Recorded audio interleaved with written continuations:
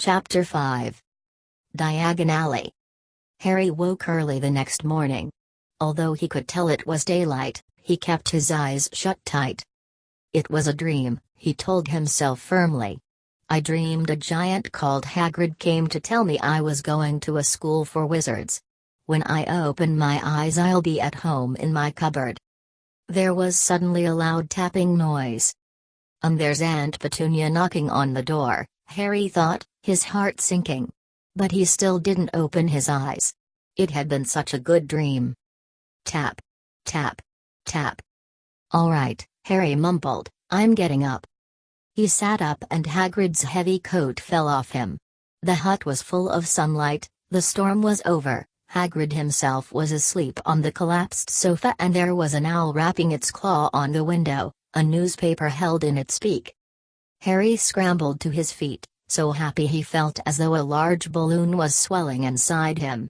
He went straight to the window and jerked it open. The owl swooped in and dropped the newspaper on top of Hagrid, who didn't wake up. The owl then fluttered onto the floor and began to attack Hagrid's coat. Don't do that. Harry tried to wave the owl out of the way, but it snapped its beak fiercely at him and carried on savaging the coat. Hagrid, said Harry loudly. There's an owl dash. Pay him, Hagrid grunted into the sofa. What? He wants pay and for delivering the paper. Look in the pockets. Hagrid's coat seemed to be made of nothing but pockets, bunches of keys, slug pellets, balls of string, mint humbugs, tea bags. Finally, Harry pulled out a handful of strange-looking coins.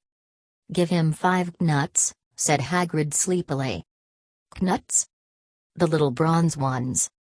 Harry counted out 5 little bronze coins and the owl held out its leg so he could put the money into a small leather pouch tied to it. Then it flew off through the open window. Hagrid yawned loudly, sat up and stretched. Best be off, Harry, lots to do today, gotta get up to London and buy all your stuff for school. Harry was turning over the wizard coins and looking at them. He had just thought of something which made him feel as though the happy balloon inside him had got a puncture. Hagrid? Said Hagrid, who was pulling on his huge boots. I haven't got any money, and you heard Uncle Vernon last night, he won't pay for me to go and learn magic. Don't worry about that, said Hagrid, standing up and scratching his head. D'ya think your parents didn't leave ye anything? But if their house was destroyed They didn't keep their gold in the house, boy. Nah, first stop for us is Gringotts. Wizard's Bank. Have a sausage, they're not bad cold, and I wouldn't say no ta bit of your birthday cake, neither. Wizards have banks? Just the one. Gringotts. Run by goblins. Harry dropped the bit of sausage he was holding. Goblins? Yeah. So ye'd be mad to try and rob it, I'll tell ye that. Never mess with goblins, Harry. Gringotts is the safest place in the world for anything ye want to keep safe kept maybe Hogwarts. As a matter of fact, I gotta visit Gringotts anyway. For Dumbledore. Hogwarts business. Hagrid drew himself up proudly. He usually gets me to do important stuff for him. Fetchin' you, gettin' things from Gringotts, knows he can trust me, see? Got everything? Come on, then. Harry followed Hagrid out onto the rock. The sky was quite clear now and the sea gleamed in the sunlight. The boat Uncle Vernon had hired was still there, with a lot of water in the bottom after the storm. How did you get here? Harry asked, looking around for another boat. Flew, said Hagrid. Flew. Yeah, but we'll go back in this. Not supposed to use magic now I've got ye. They settled down in the boat, Harry still staring at Hagrid, trying to imagine him flying. Seems a shame to row, though, said Hagrid, giving Harry another of his sideways looks. If I was to, speed things up a bit, would ye mind not mentioning it at Hogwarts? Of course not, said Harry, eager to see more magic. Hagrid pulled out the pink umbrella again, tapped it twice on the side of the boat and they sped off towards land. "Why would you be mad to try and rob Gringotts?" Harry asked. "Spells, enchantments," said Hagrid, unfolding his newspaper as he spoke. "They say there's dragons guard in the high-security vaults. And then ye gotta find your way. Gringotts is hundreds of miles under London, see? Deep under the underground.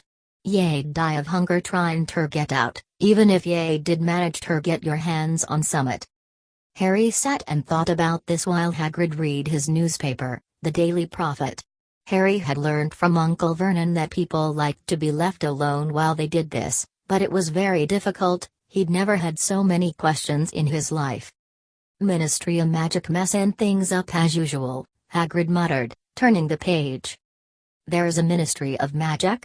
Harry asked, before he could stop himself.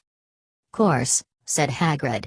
"They wanted Dumbledore for minister, o' course, but he'd never leave Hogwarts, so old Cornelius Fudge got the job. Bungler if ever there was one. So he pelts Dumbledore with owls every morning, asking for advice." "But what does a Ministry of Magic do?" "Well, their main job is to keep it from the muggles that there's still witches and wizards up and down the country." "Why? Why? Blimey, Harry, everyone be wantin' magic solutions to their problems. Nah, we're best left alone." At this moment the boat bumped gently into the harbor wall. Hagrid folded up his newspaper and they clambered up the stone steps onto the street. Passers-by stared a lot at Hagrid as they walked through the little town to the station. Harry couldn't blame them. Not only was Hagrid twice as tall as anyone else, he kept pointing at perfectly ordinary things like parking meters and saying loudly, "See that, Harry? Things these muggles dream up, eh?" "Hagrid," said Harry, panting a bit as he ran to keep up, "did you say there are dragons at Gringotts?" "Well, so they say," said Hagrid. "Crikey, I'd like a dragon." "You'd like one?" "Wanted one ever since I was a kid, here we go." They had reached the station. There was a train to London in 5 minutes' time. Hagrid, who didn't understand Muggle money, as he called it, gave the notes to Harry so he could buy their tickets. People stared more than ever on the train. Hagrid took up 2 seats and sat knitting what looked like a canary yellow circus tent. "Still got your letter, Harry?" he asked as he counted stitches. Harry took the parchment envelope out of his pocket. "Good," said Hagrid. "There's a list there of everything ye need." Harry unfolded a second piece of paper he hadn't noticed the night before and read. Hogwarts School of Witchcraft and Wizardry. Uniform. First-year students will require 1. 3 sets of plain work robes, black. 2. 1 plain pointed hat, black, for day wear. 3. 1 pair of protective gloves, dragon hide or similar. 4. 1 winter cloak, black, silver fastenings. Please note that all pupils' clothes should carry name tags. Set books. All students should have a copy of each of the following. The Standard Book of Spells, Grade 1, by Miranda Gossock. A History of Magic by Bathilda Bagshot. Magical Theory by Adalbert Waffling. A Beginner's Guide to Transfiguration by Emeric Switch. 1000 Magical Herbs and Fungi by Philida Spore. Magical Drafts and Potions by Orsinius Jigger. Fantastic Beasts and Where to Find Them by Newt Scamander. The Dark Forces, A Guide to Self-Protection by Quentin Trimble. Other equipment. 1 wand. 1 cauldron, pewter, standard size 2. 1 set glass or crystal phials. 1 telescope. 1 set brass scales. Students may also bring an owl or a cat or a toad. Parents are reminded that first years are not allowed their own broomsticks. Can we buy all this in London? Harry wondered aloud. If ye know where to go, said Hagrid. Harry had never been to London before. Although Hagrid seemed to know where he was going, he was obviously not used to getting there in an ordinary way. He got stuck in the ticket barrier on the underground and complained loudly that the seats were too small and the trains too slow. "I don't know how the Muggles manage without magic," he said, as they climbed a broken-down escalator which led up to a bustling road lined with shops. Hagrid was so huge that he parted the crowd easily. All Harry had to do was keep close behind him. They passed bookshops and music stores, hamburger bars and cinemas, but nowhere that looked as if it could sell you a magic wand. This was just an ordinary street full of ordinary people. Could there really be piles of wizard gold buried miles beneath them? Were there really shops that sold spell books and broomsticks? Might this not all be some huge joke that the Dursleys had cooked up? If Harry hadn't known that the Dursleys had no sense of humor, he might have thought so, yet somehow, even though everything Hagrid had told him so far was unbelievable, Harry couldn't help trusting him. "This is it," said Hagrid, coming to a halt, "the Leaky Cauldron. It's a famous place." It was a tiny, grubby-looking pub. If Hagrid hadn't pointed it out, Harry wouldn't have noticed it was there. The people hurrying by didn't glance at it. Their eyes slid from the big bookshop on one side to the record shop on the other as if they couldn't see the Leaky Cauldron at all. In fact, Harry had the most peculiar feeling that only he and Hagrid could see it. Before he could mention this, Hagrid had steered him inside. For a famous place, it was very dark and shabby. A few old women were sitting in a corner, drinking tiny glasses of sherry. One of them was smoking a long pipe. A little man in a top hat was talking to the old barman, who was quite bald and looked like a gummy walnut. The low buzz of chatter stopped when they walked in. Everyone seemed to know Hagrid, they waved and smiled at him, and the barman reached for a glass, saying, "The usual, Hagrid?" "Can't, Tom, I'm on Hogwarts business," said Hagrid, clapping his great hand on Harry's shoulder and making Harry's knees buckle. "Good Lord," said the barman, peering at Harry, can this be Dash?" The Leaky Cauldron had suddenly gone completely still and silent. "Bless my soul," whispered the old barman. "Harry Potter, what an honor!" He hurried out from behind the bar, rushed towards Harry and seized his hand, tears in his eyes. "Welcome back, Mr. Potter, welcome back." Harry didn't know what to say. Everyone was looking at him. The old woman with the pipe was puffing on it without realizing it had gone out. Hagrid was beaming. Then there was a great scraping of chairs and, next moment, Harry found himself shaking hands with everyone in the Leaky Cauldron. "Doris Crockford, Mr. Potter, can't believe I'm meeting you at last." "So proud, Mr. Potter, I'm just so proud." "Always wanted to shake your hand, I'm all of a flutter." "Delighted, Mr. Potter, just can't tell you." "Diggle's the name, Diddlestiggle."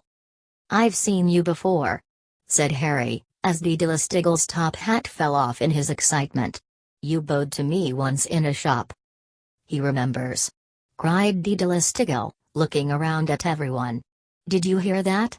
He remembers me." Harry shook hands again and again. Doris Crockford kept coming back for more. A pale young man made his way forward, very nervously. One of his eyes was twitching. "Professor Quirrell," said Hagrid. "Harry, Professor Quirrell will be one of your teachers at Hogwarts."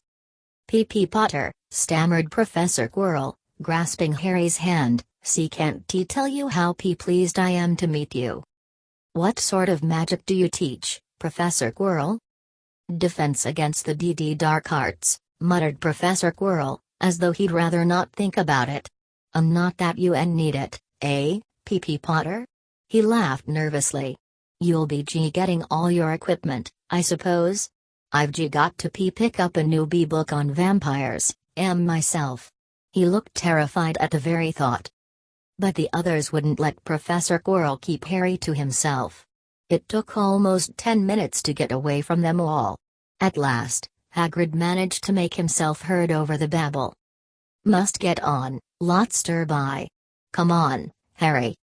Doris Crockford shook Harry's hand one last time and Hagrid led them through the bar and out into a small, walled courtyard, where there was nothing but a dustbin and a few weeds. Hagrid grinned at Harry. "Told ye, didn't I? Told ye you was famous." Even Professor Quirrell was tremblin' ter meet ye, mind you, he's usually tremblin'. "Is he always that nervous?" "Oh, yeah. Poor bloke. Brilliant mind. He was fine while he was studyin' outta books, but then he took a year off ter get some first-hand experience. They say he met vampires in the Black Forest and there was a nasty bit of trouble with a hag, never been the same since. Scared of the students, scared of his own subject. Now, where's me umbrella?" "Vampires? Hags?" Harry's head was swimming.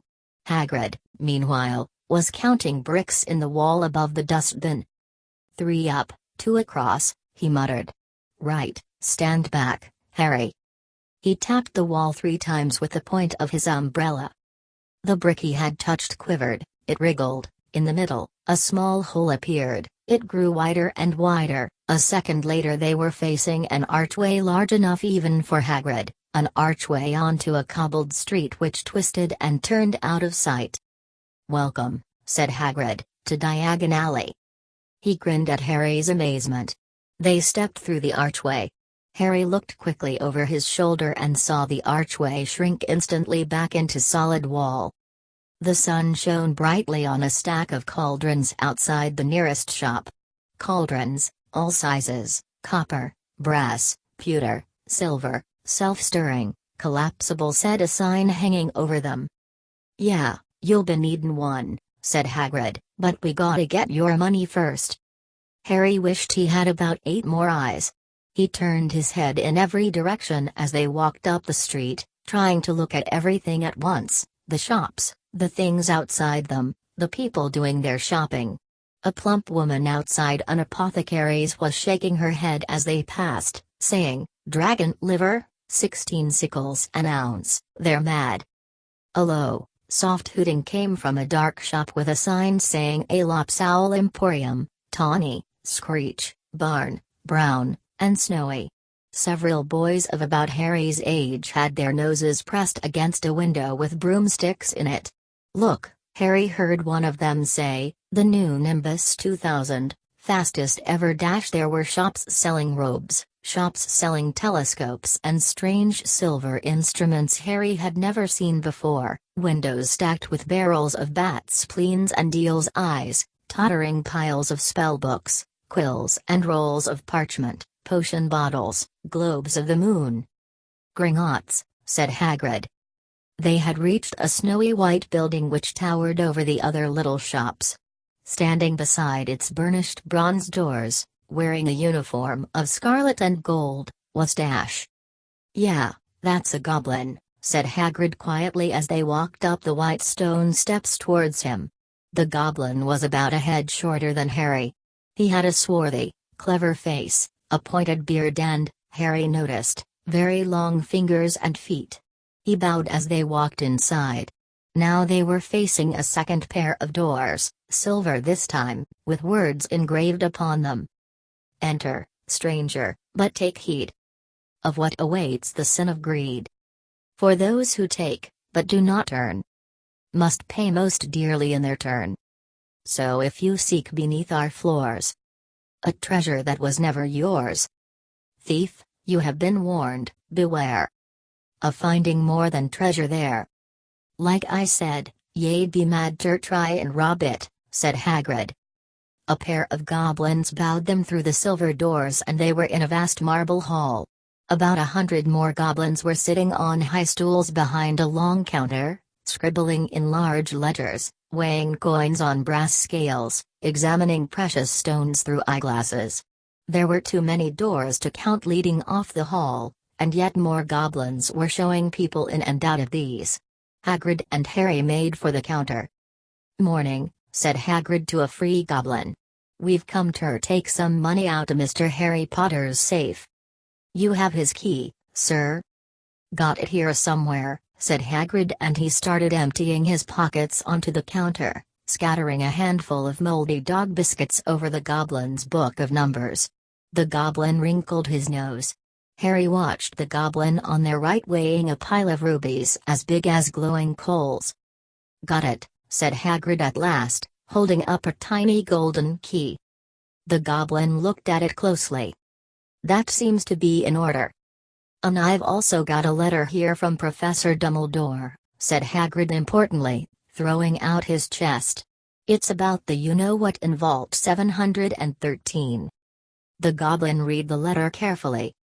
"Very well," he said, handing it back to Hagrid. "I will have someone take you down to both vaults." Gryffhook. Gryffhook was yet another goblin.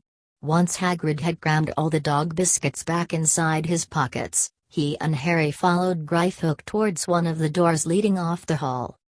"What's the you-know-what in Vault 713? Harry asked. "Can't tell ye that," said Hagrid mysteriously. "Very secret. Hogwarts business. Dumbledore's trusted me. More'n my job's worth ter tell ye that." Gryffhook held the door open for them. Harry, who had expected more marble, was surprised. They were in a narrow stone passageway lit with flaming torches. It sloped steeply downwards and there were little railway tracks on the floor. Gryffhook whistled and a small cart came hurtling up the tracks towards them. They climbed in, Hagrid with some difficulty, and were off. At first they just hurtled through a maze of twisting passages. Harry tried to remember, left, right, left, middle fork, right, left, but it was impossible. The rattling cart seemed to know its own way, because Gryffhook wasn't steering. Harry's eyes stung as the cold air rushed past them, but he kept them wide open.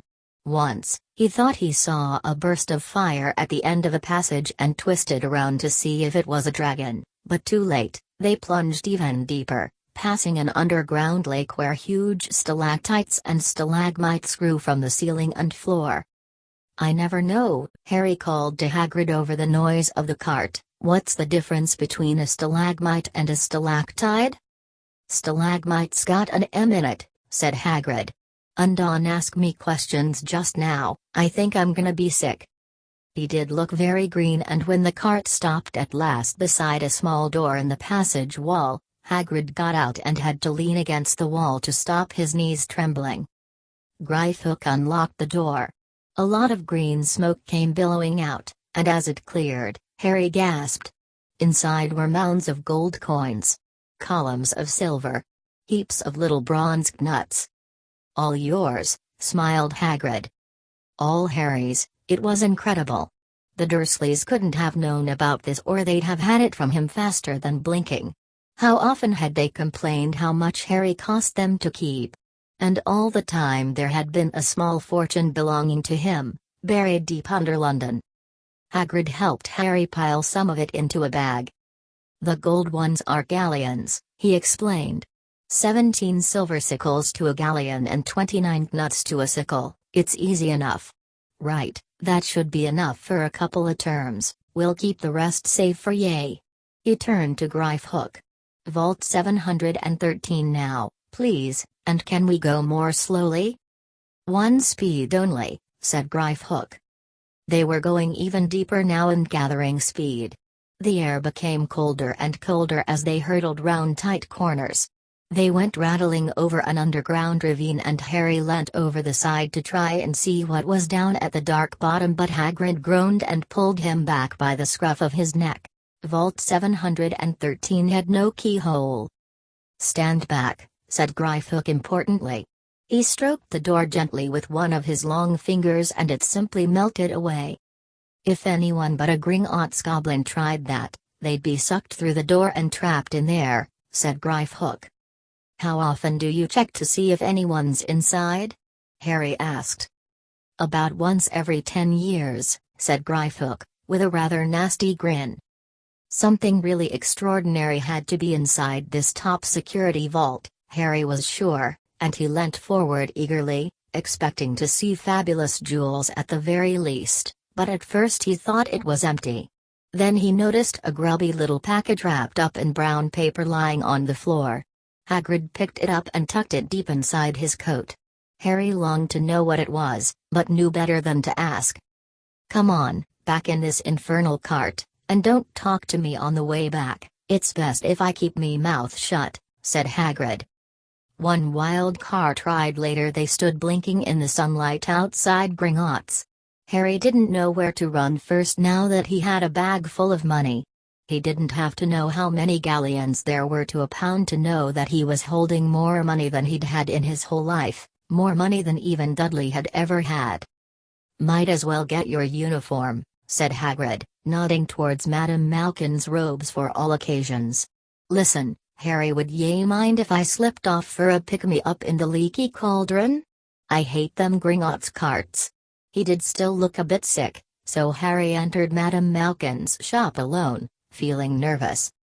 Madame Malkin was a squat, smiling witch dressed all in mauve. "Hogwarts, dear?" she said, when Harry started to speak.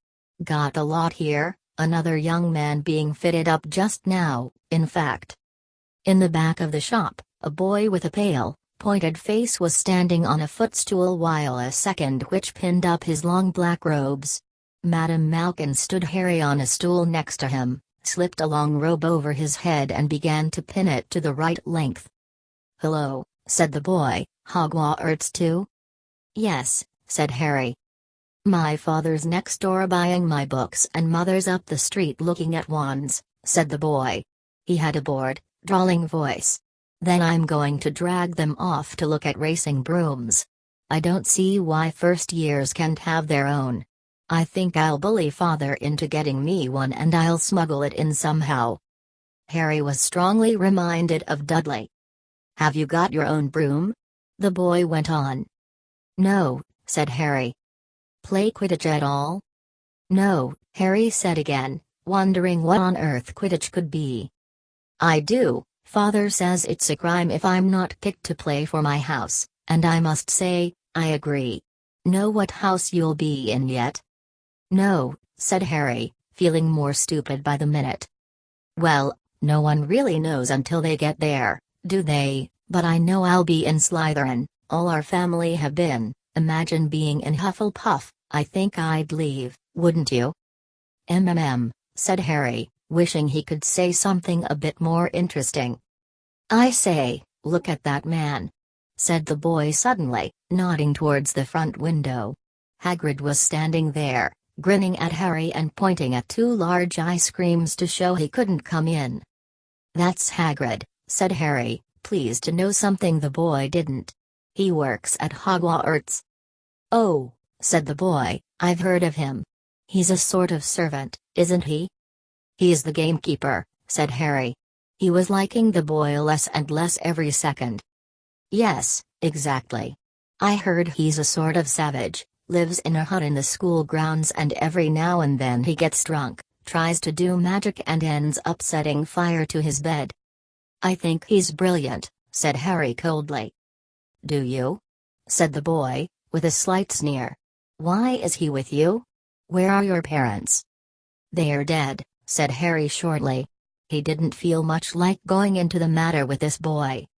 "Oh, sorry," said the other, not sounding sorry at all. "But they were our kind, weren't they?" "They were a witch and wizard, if that's what you mean." "I really don't think they should let the other sort in, do you? They're just not the same, they've never been brought up to know our ways. Some of them have never even heard of Hogwarts until they get the letter, imagine. I think they should keep it in the old wizarding families. What's your surname, anyway?" But before Harry could answer, Madame Malkin said, "That's you done, my dear," and Harry, not sorry for an excuse to stop talking to the boy, hopped down from the footstool. "Well, I'll see you at Hogwarts, I suppose," said the drawling boy. Harry was rather quiet as he ate the ice cream Hagrid had bought him, chocolate and raspberry with chopped nuts.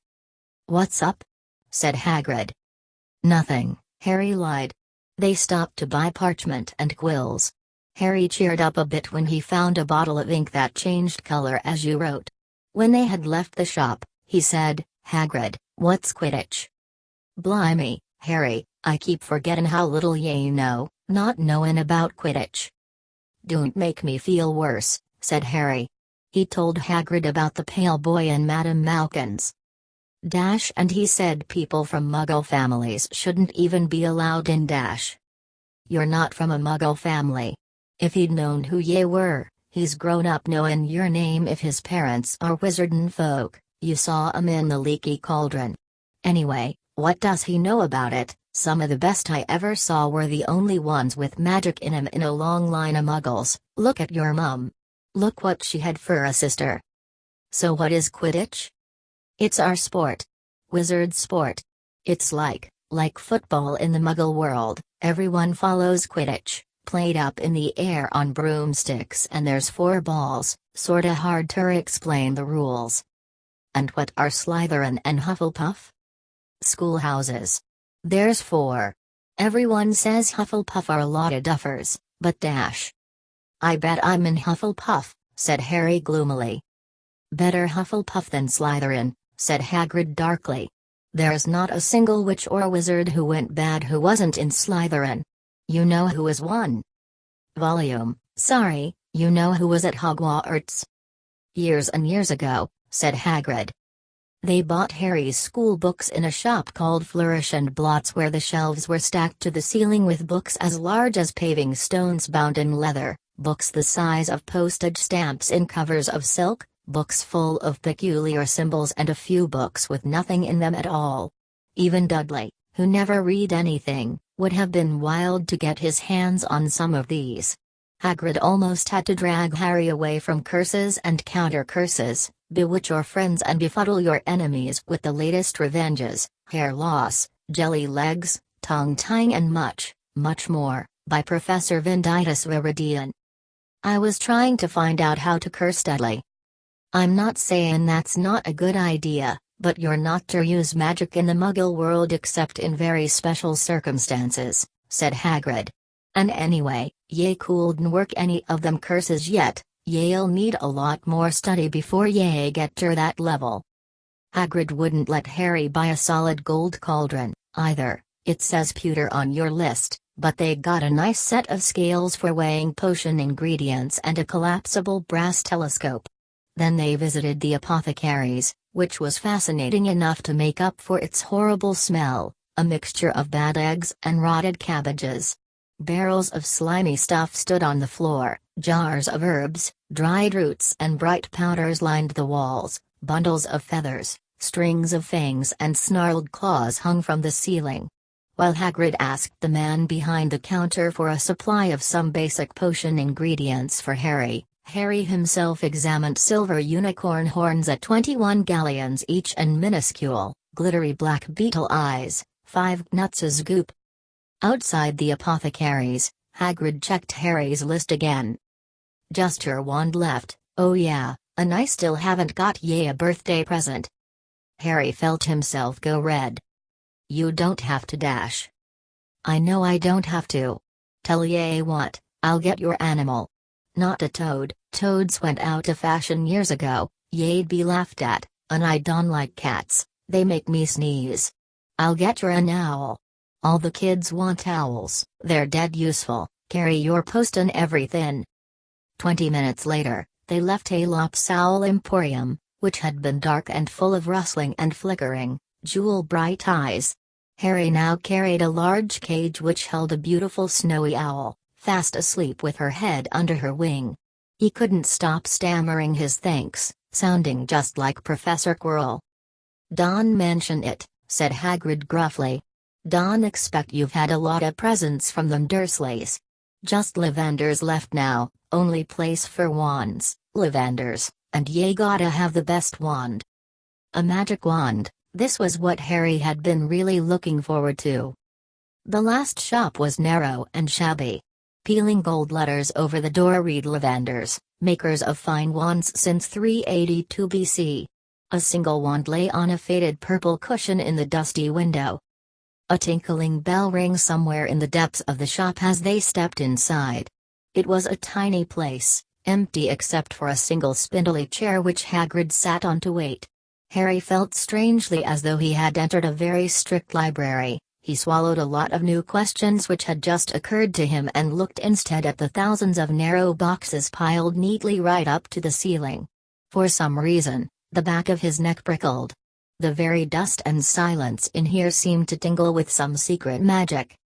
"Good afternoon," said a soft voice. Harry jumped. Hagrid must have jumped, too, because there was a loud crunching noise and he got quickly off the spindly chair. An old man was standing before them, his wide, pale eyes shining like moons through the gloom of the shop. "Hello," said Harry awkwardly. "Ah yes," said the man. Yes. I thought I'd be seeing you soon. Harry Potter. It wasn't a question. You have your mother's eyes. It seems only yesterday she was in here herself, buying her first wand. 10¼ inches long, swishy, made of willow. Nice wand for charm work." Mr. Lavender moved closer to Harry. Harry wished he would blink. Those silvery eyes were a bit creepy.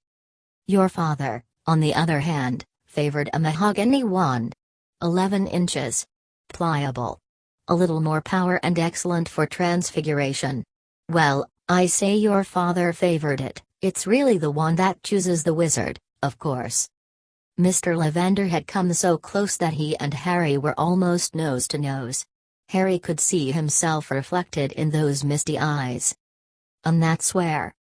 Mr. Lavender touched the lightning scar on Harry's forehead with a long, white finger.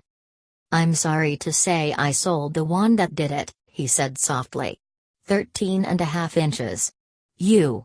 Powerful wand, very powerful, and in the wrong hands. Well, if I'd known what that one was going out into the world to do." He shook his head and then, to Harry's relief, spotted Hagrid.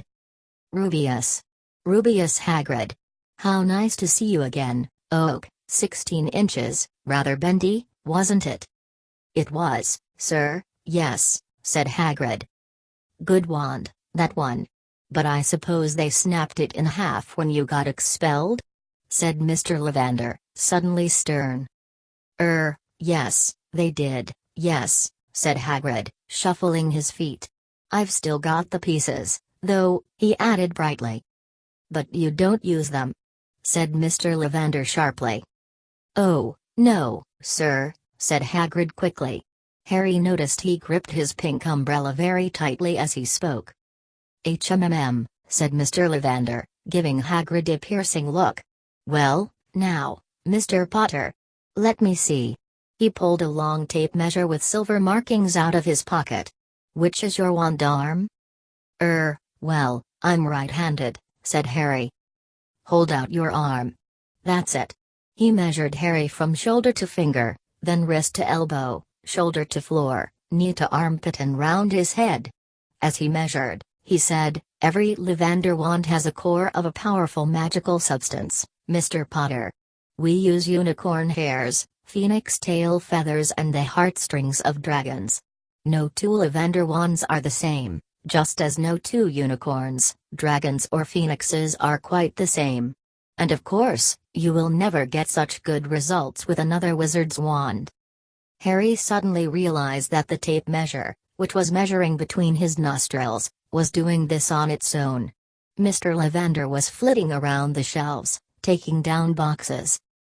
"That will do," he said, and the tape measure crumpled into a heap on the floor. "Right then, Mr. Potter. Try this one. Beechwood and dragon heartstring. 9 inches. Nice and flexible. Just take it and give it a wave." Harry took the wand and, feeling foolish, waved it around a bit, but Mr. Lavender snatched it out of his hand almost at once. "Maple and phoenix feather. 7 inches. Quite whippy. Try dash." Harry tried, but he had hardly raised the wand when it, too, was snatched back by Mr. Lavender. No, here, ebony and unicorn hair, 8½ inches, springy. Go on, try it out." Harry tried. And tried. He had no idea what Mr. Lavender was waiting for. The pile of tried wands was mounting higher and higher on the spindly chair, but the more wands Mr. Lavender pulled from the shelves, the happier he seemed to become. "Tricky customer, eh? Not to worry, we'll find the perfect match here somewhere, I wonder, now. Yes, why not? Unusual combination, holly and phoenix feather, 11 inches, nice and supple. Harry took the wand. He felt a sudden warmth in his fingers. He raised the wand above his head, brought it swishing down through the dusty air, and a stream of red and gold sparks shot from the end like a firework, throwing dancing spots of light onto the walls. Hagrid whooped and clapped, and Mr. Lavender cried, "Oh, bravo! Yes, indeed, oh, very good. Well, well, well, how curious, how very curious." He put Harry's wand back into its box and wrapped it in brown paper, still muttering, "Curious, curious." "Sorry," said Harry, "but what's curious?" Mr. Lavender fixed Harry with his pale stare. "I remember every wand I've ever sold, Mr. Potter. Every single wand.